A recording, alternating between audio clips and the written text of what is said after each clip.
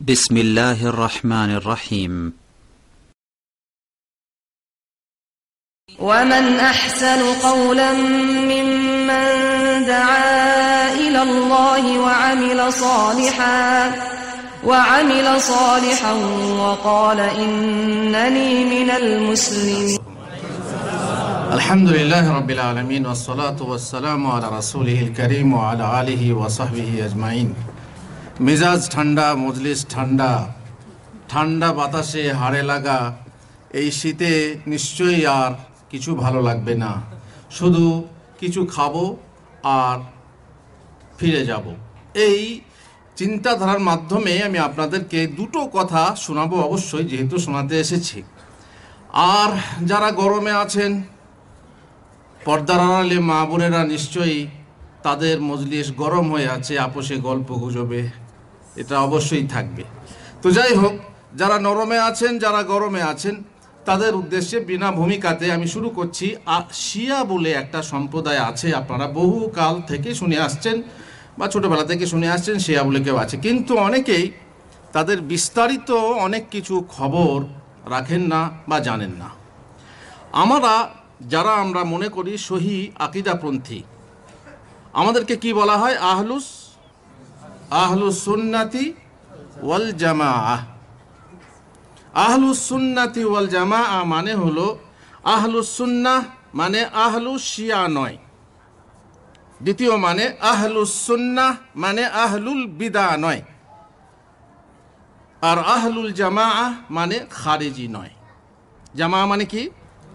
জামাআহ মানে হচ্ছে এক রাষ্ট্রনেতার অধীনস্থ সমস্ত একটা জাতি, তারা হলো জামাত। জামাত মানে এখানে কোনো সংগঠন না। তাহলে আমরা হচ্ছি আহলুস সুন্নাহ, মানে আমরা শিয়া নই, বিদাতি নই। আর আহলুল জামাআহ মানে আমরা খারেজি নই। এই যে একটা সঠিক মানহাজ, একটা সঠিক আকিদা, সেই আকিদার উপরে আমরা চলে আসছি। আর আমরা জানি যে আমরা কোরআন ও সহি সুন্নাহ ভিত্তিক, আমরা কারো অন্ধ অনুকরণ করি না। আমরা প্রত্যেক সেই ইমামকে মানি যারা বলে গেছেন এজা সাহাল হাদিস ফাহুয়া মাজহাবি, হাদিস সহি হলে সেটাই আমাদের মজহাব। আমি প্রথমে আপনাদেরকে দুটো কথা বলবো। সাহাবী সম্পর্কে আপনার ধারণা কি? সমস্ত সাহাবী জান্নাতি? সমস্ত সাহাবী জান্নাতি। সাহাবীরা যে আপোষে কলহ, দ্বন্দ্ব, মনোমালিন্য, যুদ্ধ বিগ্রহ করেছেন সে সম্পর্কে আপনার ধারণা কি? সাহাবীরা যে আপোষে লড়াই করেছেন না করেননি? একদিকে আলী, একদিকে আয়েশা। আমরা কি মনে করব দুটোর মধ্যে একটা বলবেন একটা হকপন্থী, একটা বাতিলপন্থী, এরকম বলবেন না অন্য কিছু বলবেন? এটা হচ্ছে ভুল বোঝাবুঝি। সংসারে আপনাদের ভুল বোঝাবুঝি হয়। যারা সংসারে আছেন দেখবেন মায়ে বাপে ঝগড়া, ছেলেকে একটা পক্ষ নেওয়া উচিত না, কারণ ছেলে ভুল বুঝাবুঝি হতে পারে, মায়ের বাপের ভুল বুঝাবুঝি আছে। তো সেই ক্ষেত্রে বললে মা মার খায়, আর না বললে বাবা বিড়াল খায় বা হারাম খায়, এটা আপনারা জানেন। তো এই ক্ষেত্রে আমরা যাদের যুগ চলে গেছে, যাদের রক্ত থেকে আমাদের হাত পবিত্র আছে, তেমনি তাদের সমালোচনা থেকে আমাদের জীবকে পবিত্র রাখতে হবে, এই চেষ্টা করতে হবে। কোন সাহাবীর বিরুদ্ধে কোনো সমালোচনা চলবে না, যাবে না। কেননা আল্লাহ তাআলা কোরআনে সার্টিফিকেট দিয়েছেন, রাদিয়াল্লাহু আনহুম ওয়া রাদু আনহু। এই সার্টিফিকেটের ভিত্তিতে প্রত্যেক সাহাবী হচ্ছেন গুনাহ থেকে পবিত্র না, বরং তারা জান্নাতি। আল্লাহ তাদের প্রতি সন্তুষ্ট এবং আমরা তাদেরকে গালাগালি করব না, আমরা তাদেরকে কোনো রকমে তাদের সমালোচনা করব না, এই রকম বিশ্বাস আমাদেরকে অবশ্যই রাখতে হবে। নম্বর 2, রাসূলুল্লাহ সাল্লাল্লাহু আলাইহি ওয়াসাল্লাম একটি হাদিসে বলেছেন, যে হাদিসটা আপনারা বারবার শুনলেন, আমি উদ্ধৃত করছি না। সেটা হচ্ছে, আমি দুটো জিনিস ছেড়ে যাচ্ছি, যা যদি মজবুতির সাথে ধরে থাকো তোমরা পথভ্রষ্ট হবে না। কি কি? কোরআন এবং সুন্নাহ, কিতাবুল্লাহি ওয়া সুন্নাতি। কিন্তু একটা বর্ণনায় আছে এবং সে বর্ণনাটাও সহি, কিতাবুল্লাহি ওয়া ইতরাতি, মানে আল্লাহর কিতাব এবং আমার বংশধর। আমরা রাসূলুল্লাহ সাল্লাল্লাহু আলাইহি ওয়াসাল্লামের বংশধরকে ভালোবাসি না বাসি না? এত ভালোবাসাবাসী যে তাদের জন্য দরুদ না পড়লে, দোয়া না করলে আমাদের নামাজ বাতিল। কোথায়? দরুদে ইব্রাহিমিতে যদি আমরা শেষ তাশাহুদে দরুদ না পড়ি নামাজ হবে?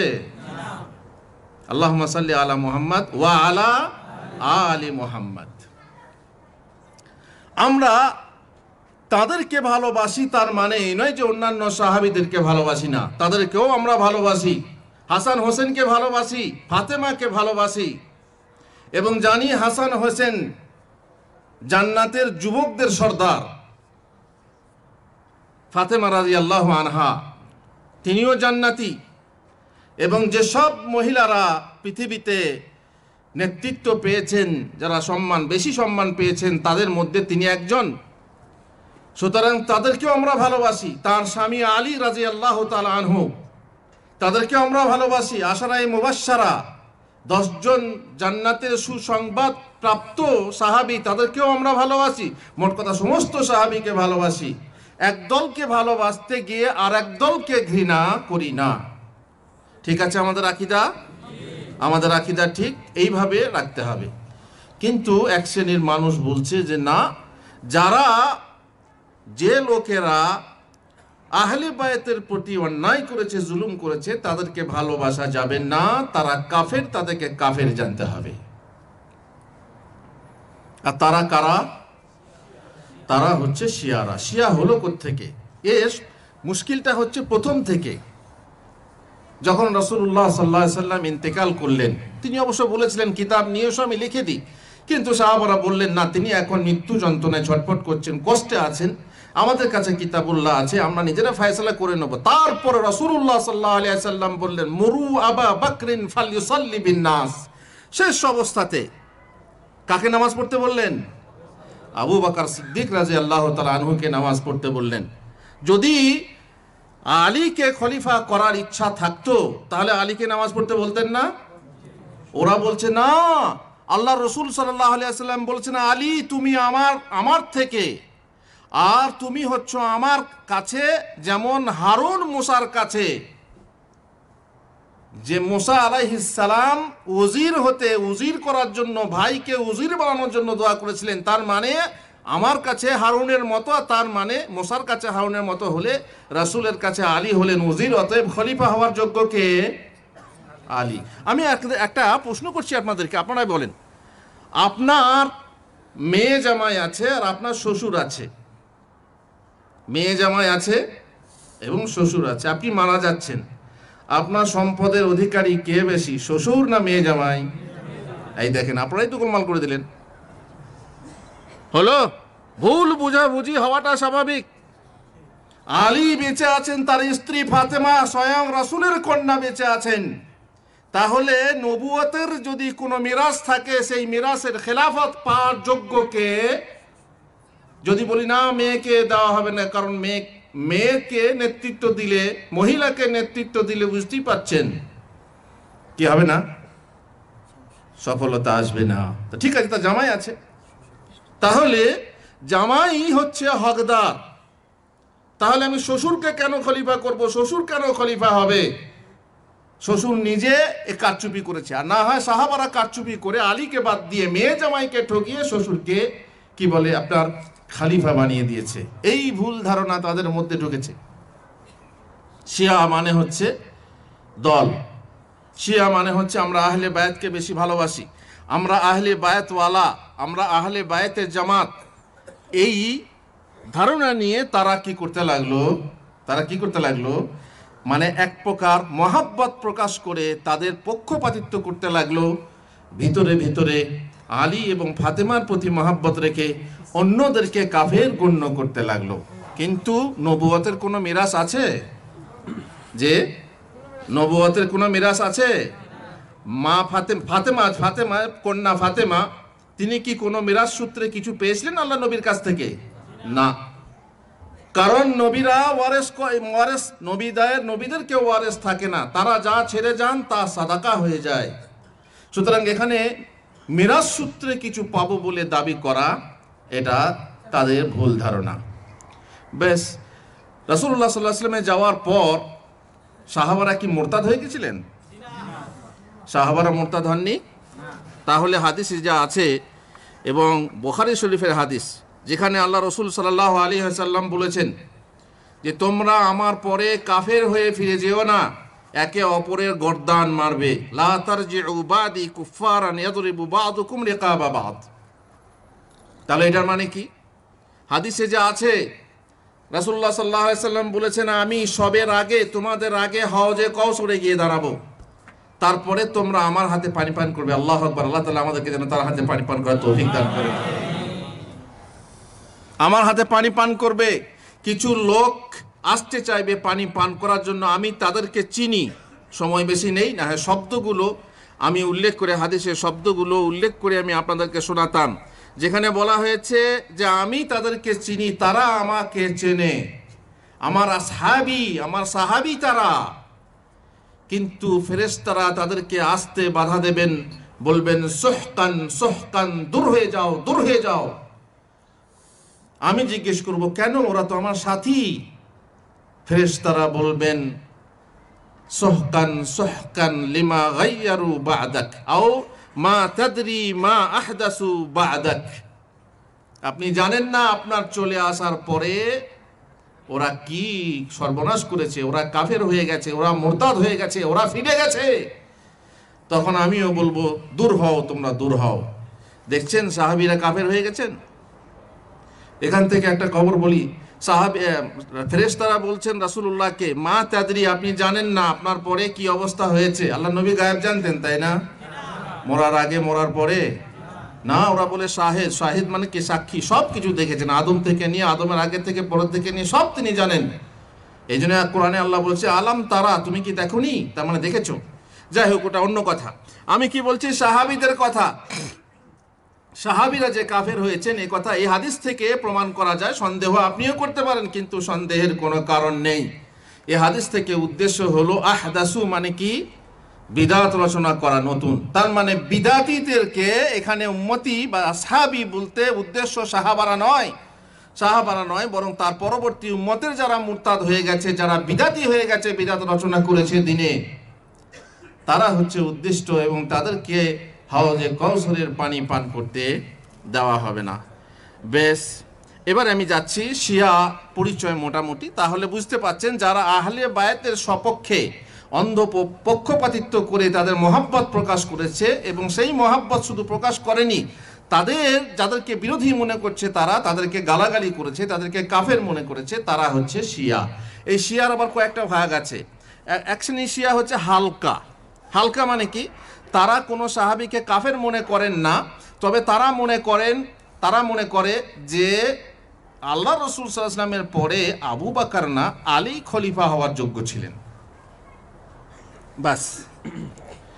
আর তারপর কিছু লোক মনে করেন যে না, আবু বকরের পরে আলীর খলিফা হওয়ার যোগ্যতা ছিল, কিন্তু উমরকে কেন খলিফা করা হলো, ওসমানকে কেন করা হলো, কিন্তু তাদেরকে কাফের ভাবেন। আর বেশিরভাগ শিয়া যারা মনে করে যে রাসূলুল্লাহ সাল্লাল্লাহু আলাইহি ওয়াসাল্লামের পরে খলিফা হওয়ার যোগ্য কে? আলী, এবং বাকি তারা সব বাকি সাহাবীরা কাফের। কিছু সাহাবী আছে যারা কাফের নয়, আমি বলছি যদি সময় থাকে আপনারা ইনশাআল্লাহ শুনবেন। আর এই শিয়াকেই রাফেজা বলা হয়, রাফেজি বলা হয়। রাফেজ মানে কি? তারা আবু বকর, ওমর এবং ওসমানের খেলাফতকে রফজ করে, প্রত্যাখ্যান করে, এই জন্য তাদেরকে কি বলা হয়? রাফেজি। আর শিয়াকে খাসাবিও বলা হয়। খাসাবি মানে কি? খাসাব মানে কি? খাসাব মানে কাঠ, খাসাব মানে ফাঁসি কাষ্ঠ, খাসাব মানে শুলি কাষ্ঠ। তো তাদের এক ইমামকে, যায়েদ ইবনে আলীকে ওই শুলিতে চড়ানো হয়েছিল, এই জন্যে তারা সেখানে তাদেরকে কি বলা হয়? যেমন এদেরকে সালিবি বলা হয়। কাদেরকে? সালিবি কাদেরকে বলা হয়? সালিবি যে খ্রিস্টানদেরকে সালিবি বলা হয়, তেমনি এদেরকেও কি বলা হয়? খাসাবি। মোট কথা এই হলো সংক্ষিপ্ত পরিচয় তাদের, যারা শিয়া মনে করে, যারা সাহাবীদেরকে কাফের মনে করে, আর যারা আলীর বিরুদ্ধে যুদ্ধ করেছে, যেমন জুবায়ের, তালহা, মুয়াবিয়া, এদেরকেও গালাগালি করে এবং কাফের মনে করে। আর তাদের শিয়াদের সংক্ষেপে তাদের ফেরকাও আছে, যেমন আমাদের আহলে সুন্নাহর বহু ফেরকা আছে, তো তাদেরও ফেরকা আছে। অনেকে বলেছেন যে তাদের 73টা ফেরকা আছে, অনেকে বলেছেন বরং তাদের 300টা ফেরকা আছে। আমাদের দল আছে না, আমাদের আহলে সুন্নাহ যেমন হানাফি, শাফি, মালিকি, হাম্বলি। তারপরে আবার অনেক দলের পর দল, জামাতি, তাবলিগি, হাদিসি বা যাই বলেন, যে অনেক রকমের দল হয়ে আছে এখন। ঠিক ওই রকম ওদেরও বহু দল আছে, প্রায় 300টা দল আছে। সুতরাং আমি এবারে তাদের মানে কে বলে আবিষ্কর্তা, মানে শিয়ার প্রধান শত্রু, কি বলে আপনার প্রধান শত্রু বলছি, সূত্রপাত করতে হয়, কার দ্বারাতে সূত্রপাত হয়, তার নাম হচ্ছে, তাদের রাইস হচ্ছে, তাদের নেতা হচ্ছে আব্দুল্লাহ বিন সাবা। ইহুদি ছিল, মুসলমান হয়ে মুনাফিকের সাথে মুসলমানদের মাঝে বিচ্ছিন্নতা ঘটানোর জন্য সব সময় কাজ করেছে। কিছু নায়ক থাকে খলনায়ক, তাই না, বিচ্ছেদ ঘটানোর চেষ্টা করে। ঠিক আব্দুল্লাহ বিন সাবা এই মুসলমানদের মাঝে বিচ্ছিন্নতা আনার জন্য বহু চেষ্টা করেছে, আর সেখান থেকেই শিয়া সৃষ্টি হয়েছে। হযরত ওসমান রাদিয়াল্লাহু তাআলা আনহু যখন খালিদের হাতে খুন হন, তারপরে তার শাস্তি দেওয়ার জন্য, খুনিদের শাস্তি দেওয়ার জন্য আয়েশা এবং অন্যান্য যারা জেগেছিলেন তাদের সাথেও আহলে বায়াতের সাথ দিয়ে, আলীর সাথ দিয়ে বা আলীকে খলিফা বানানোর জন্য সে ফিতনাতেও তারা ইন্ধন জুগিয়েছিল, এবং সেখানেও শিয়া এবং খারেজির ফিতনা বেড়েছিল। এবার আমি আপনাদেরকে তাদের আকীদা সম্পর্কে বলবো, কারণ সময় আপনাদের কাছাকাছি। সংক্ষেপে আমি বলছি। প্রথম হচ্ছে আকীদা, যে আকীদাতে আল্লাহর সঙ্গে শিরিক করা হয়। আমরা জানি সারা বিশ্ব কার? আল্লাহ। সারা বিশ্ব পরিচালনার ভার কার হাতে? কোন ভার, যেমন আমাদের মুদির এসেছিলেন, এই মুদির হচ্ছেন পরিচালক। কোন ভার বা এজিদকে দেওয়া আছে, যেমন এই সভাটা পরিচালনা করছে। আল্লাহ তাআলা সারা বিশ্বের পরিচালনার ভার কোন ওলি, কোন ইমামকে দিয়ে রেখেছেন, যারা পরিচালনা করেন। এ কথা ঠিক?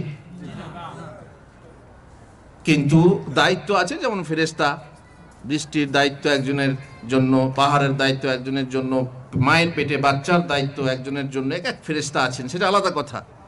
কিন্তু পরিচালনার ভার আল্লাহ ছাড়া কারো হাতে আছে? নেই। কিন্তু শিয়ারা মনে করে, তারা বলে, তাদের কিতাবে লিখেছে, বাবুন আন্নাল আরদা কুল্লাহা লিল ইমাম, সমস্ত পৃথিবীর মালিক হলো ইমাম সাহেব, মানে ওনাদের ইমাম যে আছে, ওনাদের সিলসিলার ইমাম, সেই ইমাম সাহেব। ইন্নাল আরদা লিল্লাহি ইউরিসুহা মান ইয়াশা, আমরা মনে করি যে আল্লাহ তাআলারই হচ্ছে সারা বিশ্ব, এবং তিনি যাকে ইচ্ছায় পৃথিবীর বাদশা বানান, নেতা বানান। কিন্তু তার বিপরীত ধারণা তারা করে। তারা বলে, না, আমাদের ইমাম সাহেব যা ইচ্ছা তাই করেন, ইমাম সাহেবই হচ্ছেন এই পৃথিবীর নেতা, পৃথিবীর সব কিছু। বেশ। দ্বিতীয় আকীদা হচ্ছে বাদা মানে কি? মানে আপনি কোনো একটা কাজ করতে যাচ্ছেন, নিয়ে ভাবলেন যে না, এটা করা ঠিক না। এটা হয় না? কোনো একটা কাজ করবেন না, ভাবলেন যে না, এটা করা ঠিক, যাব। যেমন আজকে এখানে রওজা ইসলামী সেন্টার থেকে একটা সভা হচ্ছে, সকাল থেকে ভাবছিলেন যাব না, তারপরে বিকাল হতেই জানলেন যে আমার অমুক বন্ধু আসছে, আচ্ছা ঠিক আছে যাব, দিয়ে চলে এসছেন। এরকম হয় না? এই ব্যাপারটা কি আল্লাহ তাআলার জন্য শোভনীয়? যে আল্লাহ তাআলা আগে মানে ভাবছিলেন যে না, এটা করব না, তারপরে পরে ভাবলেন যে হ্যাঁ, এটা করা উচিত, নিয়ে করলেন। শিয়ারা মনে করে যে আল্লাহ তাআলার কাছে বাদা, তার মানে আগে যেটা তিনি করব না ভাবছিলেন, পরে সেটা আবার করেছেন। অমুককে ইমাম করার কথা ছিল, তারপরে আল্লাহ ভাবলেন না, অমুক না, অমুক হোক। আমি নাম সহ বলতাম, কিন্তু সময় সংকেত, এই জন্য আমি আপনাদেরকে নাম সহ বলতে পারছি না।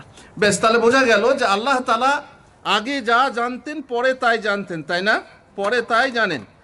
আর যে জিনিস হবে এখনো হয়নি, আমাদের আকীদা হলো আল্লাহু আযজা ওয়া জাল্লা আলিমুম বিমা কানা ওয়া মা হুয়া কাইন ওয়া মা সায়াকুনু ওয়া মা লাউ কানা কাইফা ইয়াকুন। আগে জানতেন, যেমন তকদির লেখা হয়েছে, জানার ফলে তকদির লিখেছেন 50,000 বছর আগে। কার 50,000 বছর আগে? সারা বিশ্ব রচনা করার 50,000 বছর আগে তিনি জানতেন, এবং কে কি করবে তাও জানতেন, তাই লেখা আছে। এখনো যেটা ঘটেনি, যে ঘটনা ঘটছে তা তিনি জানেন, যে ঘটনা ঘটেনি তাও তিনি জানেন, কেমন করে ঘটবে তাও তিনি জানেন। তার ওই বাদা, মানে আগে ছিল না, তারপরে আগে জানতেন না, তারপরে জানলেন, এইরকম কোনো আকীদা রাখা মুসলমানের জন্য উচিত না। এটা আকীদার একটা। তারপর চলুন ফেরেশতার ব্যাপারে, নবুয়তের ব্যাপারে তাদের আকীদা। তারা মনে করে আসল নবী হওয়ার যোগ্য ছিলেন আলী, কিন্তু জিবরিল ভুল করে ওহী নিয়ে চলে যায় কোথায়? আল্লাহু আকবার। এটা কোন মুসলমান বিশ্বাস করতে পারে? জিবরিলের ভুল হলে আল্লাহ তাআলা কোথায়? এই জিবরিল বলতেন না? যদি আল্লাহ তাআলার ইচ্ছা ছিল আলীকে নবী করা, তো জিবরিল ভুল করে মুহাম্মদের কাছে চলে যাচ্ছেন, তো আল্লাহ বলতেন না? কিন্তু তারা এই ধরনের কথা বলে, ফলে তাদের নবুয়তের ভিতরে তাদের সন্দেহ, এবং ফেরেশতার মাঝে জিবরিলের ব্যাপারে তাদের সন্দেহ, এইরকম আকীদা। অথচ নাযালা বিহির রূহুল আমিন, রূহুল আমিন বলা হয়েছে, আমানতদার ফেরেশতা কাকে বলা হয়েছে? জিবরিলকে। তিনি কিভাবে ভুল করতে পারেন এবং এই শ্রেণীর আকীদা তারা পোষণ করতে পারে? তারপরে তারা ধারণা করে আমাদের রাসূল সাল্লাল্লাহু আলাইহি ওয়াসাল্লাম 10 ভাগের 9 ভাগ ওহীকে গোপন করেছেন এবং কাকে দিয়েছেন? আলী ফাতেমাকে। এটা হতে পারে? তাহলে কোরআনের আয়াতে কি বলবেন? যে কোরআনের আল্লাহ তাআলা বলছেন, ইয়া আইয়ুহার রাসূলু বাল্লিগ মা উনজিলা ইলাইক ওয়া ইল্লাম তাফআল ফামা বাল্লাগতা রিসালাতা। হে নবী, যা কিছু তোমার কাছে ওহী করা হচ্ছে কি করো? প্রচার করে দাও। আর আপনি কি বলছেন যে আল্লাহর নবী গোপন করেছেন, তাও আবার 10 ভাগের ক ভাগ? আল্লাহু আকবার, 10 ভাগের 9 ভাগ। আর এই জন্য ওরা বলে যে আসল কোরআন এই কোরআন নয় যে কোরআন তোমরা পড়ছো। আসল কোরআন কার কাছে ছিল? ফাতেমার কাছে। আবার কেউ কেউ দাবি করেছে আল্লাহর কসম, এই কোরআনে যা আছে তার একটা হরফ সেই কোরআনে নেই।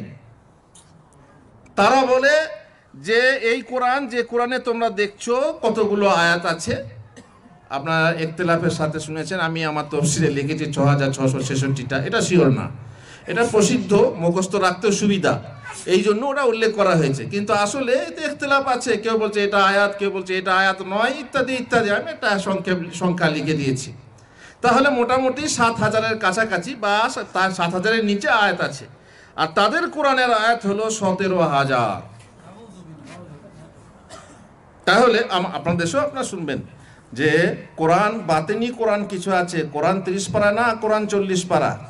এক শ্রেণীর মানুষ বলে না না না কোরআন 60 পারা, আর এক শ্রেণীর মানুষ বলে না না কোরআন 90 পারা। শুনেছেন না শোনেননি?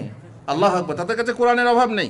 কিন্তু আল্লাহ তাআলা বলছেন, ইন্নাল্লাযীনা ইয়াকতুমুনা মা আনজালনা মিনাল বায়্যিনাতি ওয়াল হুদা মিন বাদি মা বায়্যানাহু লিন-নাসি ফিল কিতাব উলাইকা ইয়ালআনুহুমুল্লাহু ইয়ালআনুহুমুল লাঈনুন। আল্লাহ তাআলা ওহী অবতীর্ণ করার পর, কিতাবে বয়ান করার পর যে তা গোপন করে, তাদেরকে আল্লাহ লানত করেন, অভিশাপ করেন, এবং লানতকারীরা অভিশাপকারীরাও অভিশাপ করেন। তাহলে কি আল্লাহর নবী লানতের অন্তর্ভুক্ত? নাউযুবিল্লাহি মিন যালিক। এই শিয়ারা আল্লাহর অনেক সিফাতকে অস্বীকার করে। যেমন আমরা বিশ্বাস করি আল্লাহ তাআলা প্রত্যেক রাত্রে শেষ তৃতীয়াংশে দুনিয়ার আকাশে নেমে আসেন, তাই না? নিচের আকাশে নেমে আসেন, তারপর বলেন কে আমার কাছে ক্ষমা চাইছো, আমি তাকে ক্ষমা করব, ইত্যাদি ইত্যাদি। ওরা বলে না, এটা হতেই পারে না। কি করে হতে পারে? এটা অসম্ভব। ওরা অস্বীকার করে। আমরা বলি না, হতে পারে, কিন্তু কেমনে আমরা জানি না। কিন্তু ওরা এটাকে অস্বীকার করে। তারপর আরো বলে যে কিয়ামতে বা জান্নাতে আল্লাহকে দেখা যাবে না, যাবে না? আমরা দেখতে পাবো আল্লাহকে। আল্লাহ সাকার না নিরাকার?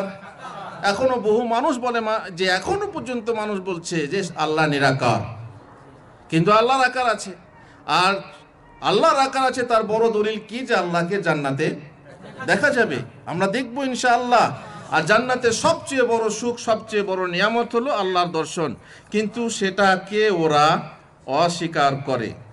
এবার চলুন, তারা মনে করে তাদের যত ইমাম আছে তারা সবাই মাসুম। মাসুম মানে কি? নিষ্পাপ। আপনারা জানেন নবীদের সম্পর্কে আপনাদের ধারণা কি, আকীদা কি? নবীরা, রাসূলরা নিষ্পাপ কি না? নিষ্পাপ। কিন্তু তারা নির্ভুল কি না? ভুল ছিল, সংশোধন করা হয়েছে। তো পাপ আর ভুল তো এক জিনিস না। ভুল হলে কি পাপ হবে? সুতরাং সমস্ত আম্বিয়া নিষ্পাপ, কিন্তু ওরা মানুষকে নিষ্পাপ বানিয়ে দিয়েছে। তাদের ইমামদেরকে তারা নিষ্পাপ মনে করে। তারা মনে করে তাদের ইমামরা গায়েবের খবর জানেন। তাদের হৃদয়ে কলবে টেলিভিশন লাগানো আছে, আসমান জমিনের তামাম খবর তাদের কাছে আছে। আর আমরা কি জানি, কুল্লা ইয়ালামু মান ফিস সামাওয়াতি ওয়াল আরদিল গায়বা ইল্লা আল্লাহ। আসমান জমিনে যে কেউ আছে, আল্লাহ ছাড়া গায়েবের খবর কেউ জানে না। তারপর তারা মনে করে বর্তমান যে কোরআন তোমাদের কাছে রয়েছে এটা হচ্ছে পরিবর্তিত, এটা বিকৃত। কারা বিকৃত করলো? সাহাবারা। আউযু বিল্লাহি মিন যালিক। এই বিশ্বাস আপনারা করতে পারি যে এই কোরআন বিকৃত? ইন্না নাহনু নাযালনাল কোরআনা ওয়া ইন্না লাহু লাহাফিজুন। আমি কোরআন অবতীর্ণ করেছি, আমি তার হেফাজতকারী। এই বিশ্বাস থাকা সত্ত্বেও আমরা কি করে বিশ্বাস করতে পারি যে সাহাবারা কোরআনে বিকৃতি ঘটিয়েছেন? তো সাহাবাদেরকে তারা সন্দেহ করে এবং বলে যে তারা কোরআনের বিকৃতি ঘটিয়েছে। নাউযু বিল্লাহি মিন যালিক। ওদের অনেক কিতাবে অনেক আপনার রেফারেন্স আছে যারা বলে যে এখানে একটা আয়াত ছিল, এখানে কোরআনে অনেক জায়গাতে নাম ছিল, যেমন সূরা লাম ইয়াকুনিল্লাযিনা কাফারু, সেখানে সেই সূরাতে নাকি 70 জন লোকের নাম ছিল। সাহাবারা কি করে দিয়েছে? তুলে দিয়েছে। তারপরে একটা সূরা ছিল কোরআনে, যে সূরাটার নামই ছিল সূরাতুল বিলায়া। সাহাবারা সে সূরাকে তুলে দিয়েছে। তারপর ওয়ালাকাদ আহিদনা ইলা আদামা মিন কাবলু ফানাসি, এখানে তারা বলে যে ওয়ালাকাদ আহিদনা ইলা আদামা মিন কাবলু কালিমাতিন ফি মুহাম্মদ ওয়া আলী ওয়া ফাতিমা ওয়াল হাসান ওয়াল হুসাইন ওয়াল আইম্মাতি মিন যুররিয়াতিহিম ফানাসি। মাঝখানে এতগুলো আয়াত ছিল, সাহাবারা কি করেছে? ডিলিট করে দিয়েছেন। তারপরে তারা বলে যে কোরআনে কোনো এক জায়গাতে যেখানে ছিল সেখানে বলা হয়েছে ইয়া আইয়ুহাল্লাযিনা উতুল কিতাবা আমিনু বিমা নাযালনা। তারপরে তারা বাড়তি করেছে, বলছে ফি আলী ওয়া আলী নূরাম মুবিনা। এটা সাহাবীরা ডিলিট করে দিয়েছে। ইন্নাল্লাহ আস্তাফা আদামা ওয়া নূহা ওয়া আলা ইব্রাহিমা ওয়া আলা ইমরানা আলাল আলামিন, বলছে না ওয়া আলা মুহাম্মাদিন ওয়া আলা ইমরানা আলাল আলামিন, বা আলা ইমরানা ওয়া আলা মুহাম্মাদিন। এই মুহাম্মাদিনটা ছিল, তারা ডিলিট করে, সাহাবীরা ডিলিট করে দিয়েছে, কেননা তারা আহলে বায়াতকে ভালোবাসে না। নাউযু বিল্লাহি মিন যালিক। তারা বলছে আলাম নাশরাহ লাকা সাদরাক ওয়া ওয়াদানা আনকা বিজরাক আল্লাযী আনকাদা যাহরাক ওয়া রাফা'না লাকা যিকরাক ওয়া জাআলনা আলিয়ান সিহরাক। দেখছেন একটা আয়াত এখানে ছিল, ওরা বলে যে সাহাবীরা ডিলিট করে দিয়েছে সাহাবী আলীর নাম।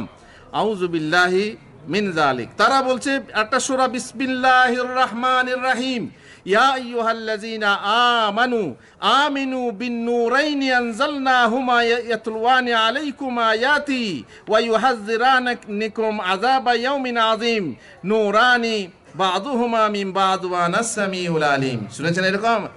যারা কোরআন জানে না তো হ্যাঁ এটা তো কোরআনই মনে হচ্ছে, একদম সুন্দর, যেখানে আয়াত যেমন হওয়া দরকার, কিন্তু মাঝখানে কি কথা বলা আছে? আলী ফাতেমার কথা ভরা আছে। আর তারা বলে এটা কোরআনে ছিল, সাহাবারা ডিলিট করে দিয়েছে। কোরআন বানাতে পারা যাবে, কোরআন বানানোর একটা পজিশন ছিল, এক সময় ছিল। আপনারা দেখেছেন কোরআন যখন অবতীর্ণ হবে, জানে মোহাম্মদ লিখে, আমরা চাইলে আমরাও লিখতে পারি। বলতে লিখো, কেমন লিখছো? আলফিল ও মালফিল লাহু জানাবুন তাওয়িল। হাতি নিয়ে একটা সূরা রচনা করলে বসলো। আর একজন রচনা করছে ওয়াস-সামাই যাতিল বুরুজ। তারপর কি?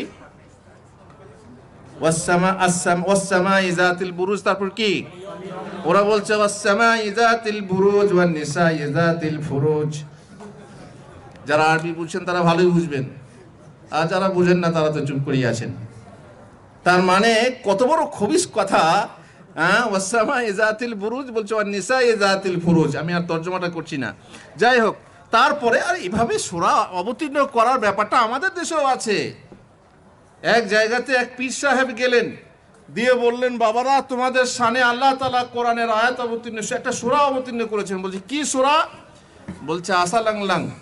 কি সূরাটা কি? আসালাংলাং ফাসালাংলাং আবে আয়ে গাবে গায়ে ফাবে তফতফ ফাবে তফত। এটা আবু তাহের বর্ধমানী সাহেব তার কিতাবে উল্লেখ করেছেন যে সূরা অবতীর্ণ হয়েছে।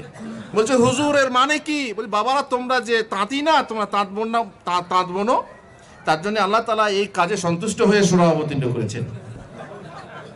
আসালাংলাং ফাসালাংলাং আবে আয়ে গাবে গায়ে ফাবে থফথফ ফাবে থফথফ। বাস, আল্লাহু আকবার, সুবহানাল্লাহ, নারায়ে তাকবীর, পীরে কামিল জিন্দাবাদ। তো এইভাবে সূরা অবতীর্ণ করতে পারলেই হলো। তো এইভাবে শিয়ারা মনে করে তাদের উপরে এভাবে। কিছু তাফসীরের উদাহরণ দিই, তারা তাফসীর শুনবেন।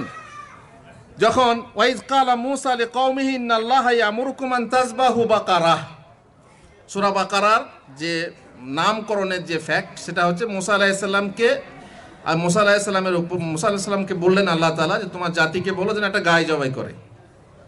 তো সেই গায় জবাই করার ঘটনাকে কেন্দ্র করে তারা অনেক কিছু করছিল, সেই জন্য নাম হচ্ছে সূরা বাকারা। তো তোমাদেরকে আদেশ করছে যে তোমরা গায় জবাই করো। ওরা তাফসীর করছে কি, তার মানে আয়েশাকে জবাই করো। তার মানে আয়েশার প্রতি তাদের কি ধারণা বুঝতে পারছেন। তারপর আরেক জায়গায় তাফসীর করছেন ওই সূরা হুজুরাতের একটা আয়াত, ওয়া কাররাহা ইলাইকুমুল ওয়া হাব্বাবা ইলাইকুমুল ঈমানা ওয়া যায়্যানাহু ফি কুলুবিকুম, তার মানে আলীকে, ওয়া কাররাহা ইলাইকুমুল কুফরা ওয়াল ফুসুকা ওয়াল ইসয়ান, আর তোমাদের কাছে অপছন্দনীয় করেছে কাকে, কুফর, ফুসুক আর ইসয়ান। এর মানে আছে, কিন্তু ওরা বলছে না না না না, আবু বকর, ওমর আর ওসমানকে। এটা হচ্ছে তাফসীর। তারপর এইভাবে আরো তাফসীর আছে, বলার সময় নেই, আপনাদেরকেও ঠান্ডা লাগছে, আমার মেজাজও ঠান্ডা হয়ে গেছে। ইনশাআল্লাহ কোনোদিন কোনো জায়গাতে আমি পুরো করব এবং ইউটিউবে ছাড়বো। যেমন আমার অভ্যেস, আমি যখন একটা বিষয় ধরি পূর্ণ না করলে আমার মনটা তৃপ্তি পায় না। তো ইনশাআল্লাহ বাকিটা আপনারা ইউটিউব থেকে জেনে নেবেন, তাদের বাকি আকীদা। বাকি আজকে ইনশাআল্লাহ আমরা যা কিছু শুনলাম যেন আল্লাহ তাআলার কাছে জানা দরকার আছে, শিয়াদের ব্যাপারে জানা দরকার আছে। আমরা অনেকেই মনে করি তারা তো মুসলমান, সমস্যা কি? আপনারা জানেন যে আমাদের দেশে এক সময়ে ইমাম খোমেনি বলা হয় বা হতো। এই খোমেনিকে কি বলা হয়? ইমাম খোমেনি। এবং ওমরের সঙ্গে তুলনা করে তার প্রশংসা করা হয় বিভিন্ন পত্রিকাতে। তাদেরকে জানা উচিত যে শিয়ারা কারা, এবং তারা যেন জানতে চায়, জানে। আল্লাহ তাআলা সবাইকে তৌফিক দেন। আল্লাহুম্মা আমিন। ওয়া সাল্লাল্লাহু আলা নবিয়িনা মুহাম্মদ ওয়া আলা আলিহি ওয়া সাহবিহি আজমাইন।